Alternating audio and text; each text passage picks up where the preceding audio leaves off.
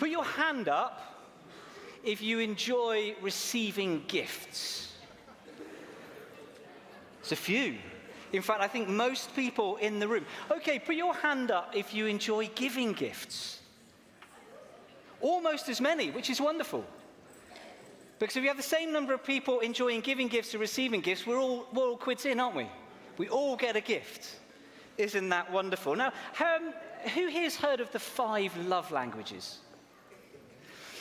Now, gifts is one of the 5 love languages. And if you haven't come across the 5 love languages, it's this theory that we all have certain ways in which we particularly enjoy receiving or giving love. Certain ways where if someone does something towards us, we feel especially loved. And the 5 of them are these. The first is words of affirmation. That's saying something nice and encouraging to someone.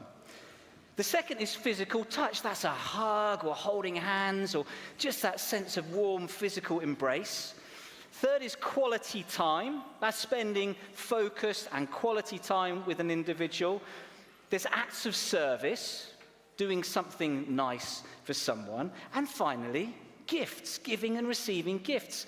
And different ones of us, we each have probably a few of those that we can relate to, that we find actually if someone gives us a gift or gives us a hug, we feel particularly loved. Maybe you can identify a few yourself. Now, for me, I am more of a quality time and physical touch kind of person. You can do little surveys online to find out what you are, what your main gifts are. And gifts themselves, of the love language, gifts is the lowest in my repertoire. So I decided in this summer, just gone, that I was going to grow in my ability to use gifts as a love language.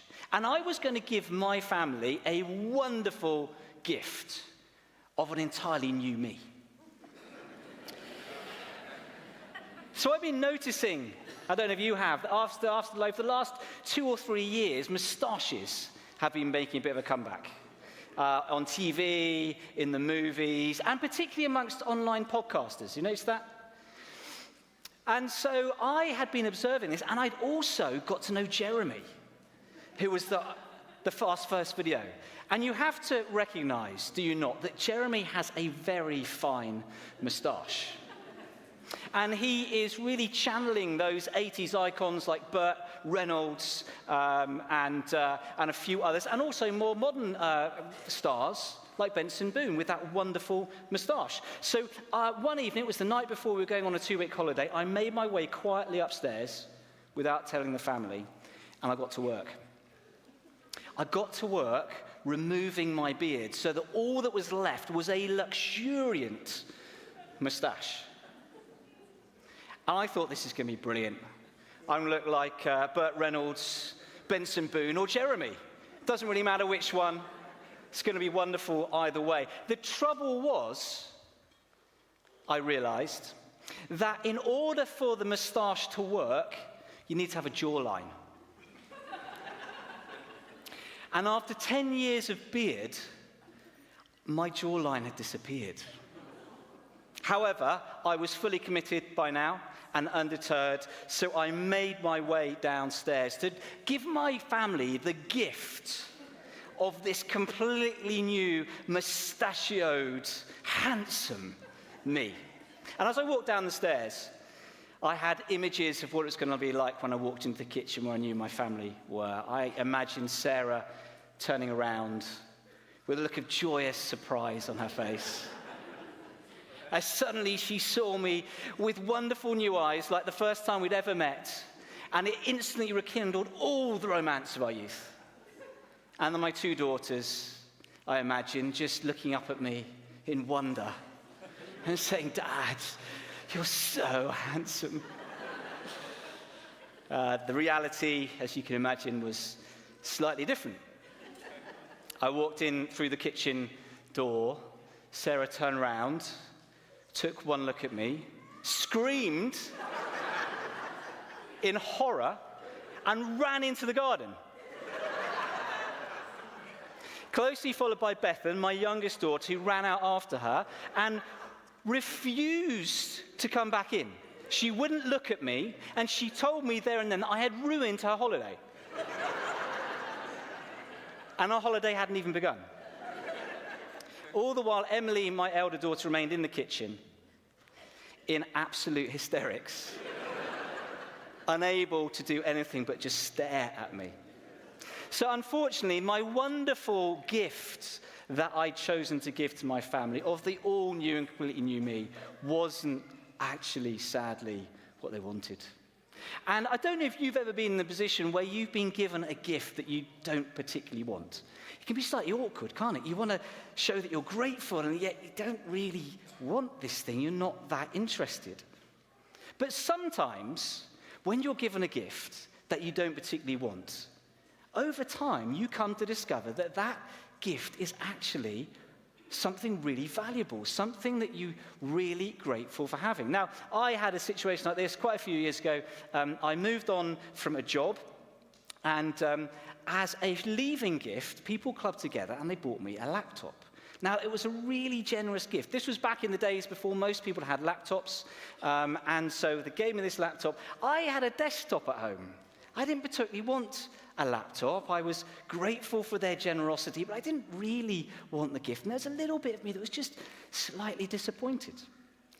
But the reason I was leaving the job was actually to go and train as a pilot. And what I found, spending a lot of time at the airfield where I was training, being able to take the laptop with me allowed me to use software that enhanced my training and actually helped my learning, which meant I spent less time in the air. Time in the air is expensive, costs money, and actually probably saved me thousands of pounds as I trained. Not long after that, I started doing some IT consultancy. Without the laptop, it would have been impossible to do it. I came to realize that this gift, which at first I hadn't particularly wanted, was actually a fantastic gift. It was really, really good, and I was really grateful for having it. Now, one of the passages that was read this morning by Joseph from the book of Isaiah in the Bible said this, "For a child is born to us, a son is given to us." A gift.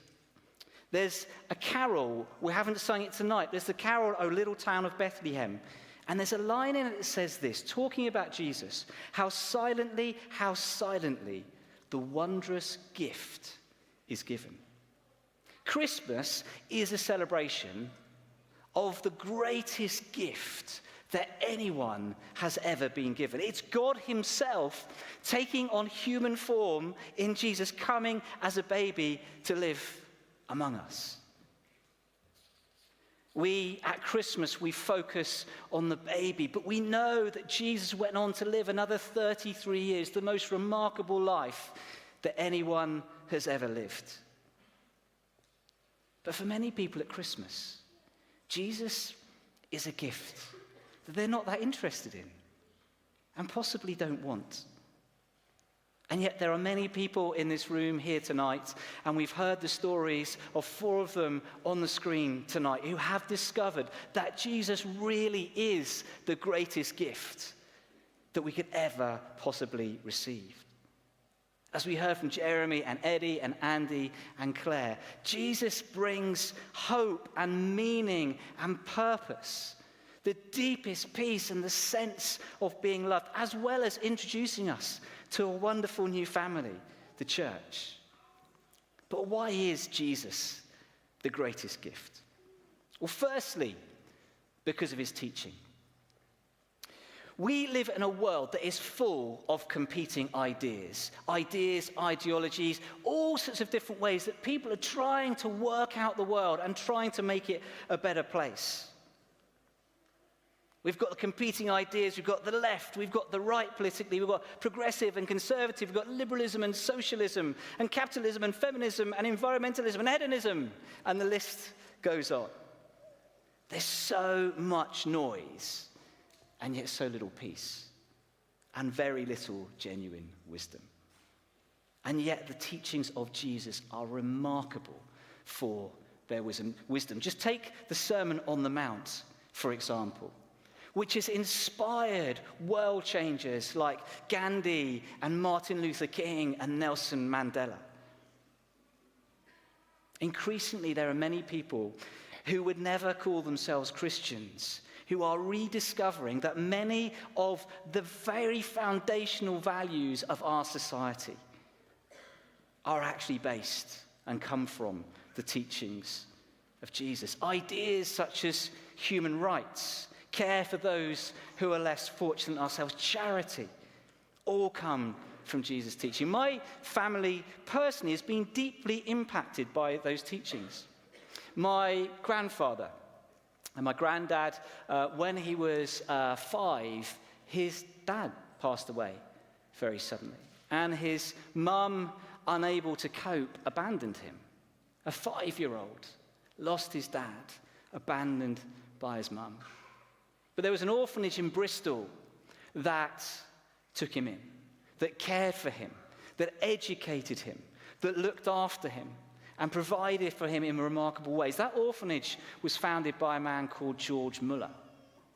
George Muller was inspired to start that orphanage because of the teachings of Jesus. So inspired by the teachings of Jesus that he wanted to take them on and he wanted to put them into action. And over his lifetime, he took more than 10,000 children and supported them, took them into the orphanage and gave them a life and a hope off the streets where otherwise they would have been destitute and died at a young age. It changed the destiny of my family. Many people are beginning to read the teachings of Jesus again, discovering that the Bible, far from being an old and outdated and irrelevant book that they thought it was, that actually it is timeless wisdom that speaks into our culture today, speaks into our lives, and helps us navigate daily life with hope and with peace and with purpose. And maybe that's why over the last 5 or 6 years, since 2019 in the UK, sales of Bibles have increased by 61%. It's been led particularly by those in this 18 to 35 age group. So firstly, why is Jesus the greatest gift? Because of his teaching. Secondly, because of his example. So many of us are looking for an example to follow. That's why we have this whole new class of people, online influencers. Now, you can be influenced if you want to. You can follow an influencer example of what to wear, how to apply makeup, how to work out, how to cook, how to meditate, how to clean your house, how to get the best out of your day, how to get ahead at work, how to get a date, how to have the best daily routine, how to find happiness. And they're the fairly normal ones. There are others that are a little bit odd. I did some research for this. Did you know you can watch some influencers who make tiny meals? They're really small, like mini beef burgers and that sort of thing. One was doing crab. I don't know how you get crabs that are that small. But you can make mini meals. You can follow that example if you want to. You can follow influencers who will give you an example of how to be a dog or a cat. And the influencers are actually dogs and cats. Did you know that? You can learn and follow the example of how to eat a really big meal. You just watch someone eat a big meal. You can follow influencers who teach you how to sleep. You just watch them sleeping. And then I came across this one this week. ASMR whisperers. Anyone come across those? I watched one very briefly, and it disturbed me slightly, I have to be honest. So these are people who will whisper and tap their fingers and make noises like this on a microphone. And I think the idea is that it helps you go to sleep. But they have hundreds of thousands of followers. So, many options of who you can follow as an example in life. But when it comes to following someone's example, Jesus is the ultimate example of how to live, regardless of the circumstances that you find yourself in. He sets a remarkable example for us to follow.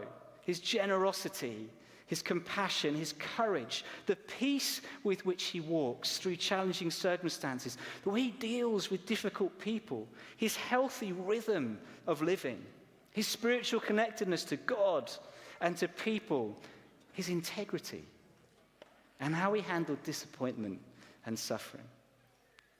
There is no better example of how to live a courageous and a fulfilled life than following the example of Jesus. And then thirdly and finally,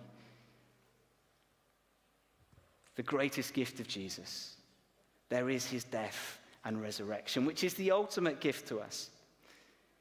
It's this that changes everything for those who choose to put their trust in Jesus. The new life that Erity and Jeremy and Andy and Claire found and spoke about is all possible because of the death and resurrection of Jesus. Through his death, Jesus defeated the powers of sin and death, which means that those who follow Jesus can too. Sin is basically what holds us back in life from living the life that we were always created to live. And Jesus breaks that power of sin when we put our faith in him and turn to him. And it's because of Jesus' death that those of us who follow Jesus are able to live, as we heard this evening, with a new joy and a peace and a meaning and a hope, not just for this life, but forever. This gift is eternal. It never runs out, and it never gets old. Now, when I was young, about 10, I was given my favorite ever Christmas present. It was a Lego castle. I don't know why it was my favorite Christmas present, but I always look back at it. I absolutely loved it. And I don't know if you remember that feeling. Maybe some of you still have it, which is the day after Christmas, you wake up, it's Boxing Day, you get out of bed, and you're really excited to see again the things that you got given the day before. I remember being so excited, getting out of bed, playing with my Lego castle, going to bed that night, waking up really excited the next day to go and play with it and build more of it, and the next day, and the next day. Over a week, probably, that feeling faded and wore off. And then a few years ago, when one of my daughters was 2 years old, I was on my way home, and I was really looking forward to getting home from work and just seeing her and playing with her. And I realized it was 2 years after she'd been born, but I had the same feeling that I did for my Lego castle, but in a far deeper way. That I really looked forward to seeing her and being with her. And I had done every single day for the last 2 years. Because I loved her. And then God showed me something. He showed me that love that I felt for my daughter, where I just wanted to be with her and be in her presence and enjoy the fun of everyday life, is exactly how God feels about me. He loves me deeply. He wants me to know him and wants to be with me. And I realized that if I, as a frail, slightly broken, on days getting it wrong, human father could love my daughter with that amount of love, then how much more does a good and loving God love me? And that's the way he loves you too. That's why he came into our world, to show you how much he loves you, to give you the chance to know him and know the fullness of life that he brings. Jesus told us this in his own words in John's Gospel. He said, "For God so loved the world that he gave his one and only Son, that whoever believes in him shall not perish but have eternal life." Jesus, God himself, came into our world because he loves each one of us so fully and completely that he wants to lead us into life, to the fullness of life, not just today, but forever. Jesus really is the greatest gift that has ever been given. Maybe, like my laptop, that I didn't at first want and wasn't that interested in. Maybe Jesus is the gift that you never thought that you needed. Maybe it's time to look at him again, or maybe for the first time, and find out who he really is and what he's all about. And I think you may be surprised by what you find. He may just change your life, now and forever. So, if you'd like to find out more and begin that journey this Christmas of exploring a little bit more about who Jesus is, there's no better place to start than in the Bible. This is Luke's Gospel. The Bible is made up of 66 books, and there are 4 of the books that are effectively eyewitness accounts of the life of Jesus. This is one of them. I'll be in the foyer later, got a load of these. If you want to take one away, why not start? It starts with the Christmas story. Read it for yourself and see what you think. Also, in the front of the book, there is a QR code. If you follow that, follow the link on that, if you'd like someone to read the Bible with you or just help you out in any way, just get in touch and we can do that. The other thing you might want to do is join us on our Alpha course. You heard the Alpha course mentioned in the videos earlier on. Alpha is a course that we run starting on the 26th of January. It's basically, we come together, we have a meal, we watch a short film, and we have a conversation. It's as simple as that. But it's introducing you to who Jesus is and the Christian faith. You can ask any question you want, share any ideas you want. It's an open conversation. And many people have found it a really helpful way, if nothing else, just to find out a bit more about who Jesus is and what Christians believe. So, to introduce the Alpha course, here's a short video. Every day we ask so many questions. What should I wear? What's the weather going to be like? How am I going to fit everything in? But then there are those bigger questions, like why am I here? Where am I heading? Is there more to life than this?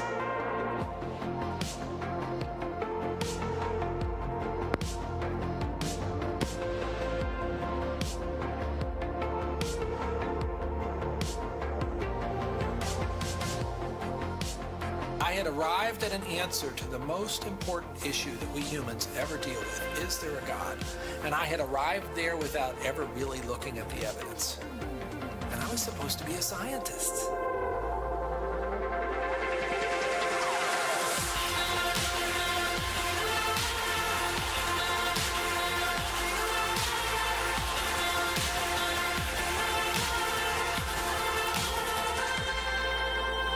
At 28, I had gotten many of the things that I thought I wanted. My girlfriend was on the cover of magazines, I had a Beamer, and I was so unhappy. It was a realization maybe that I would never find happiness where I was looking for it.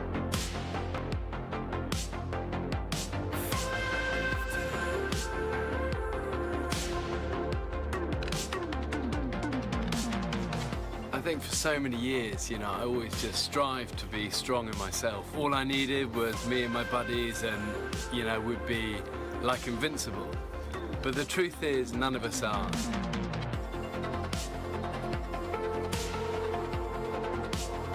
I found purpose, I found meaning, I found hope.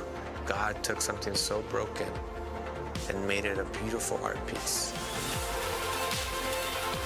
Alpha is a place where you can be yourself. You can say what you think and challenge everything.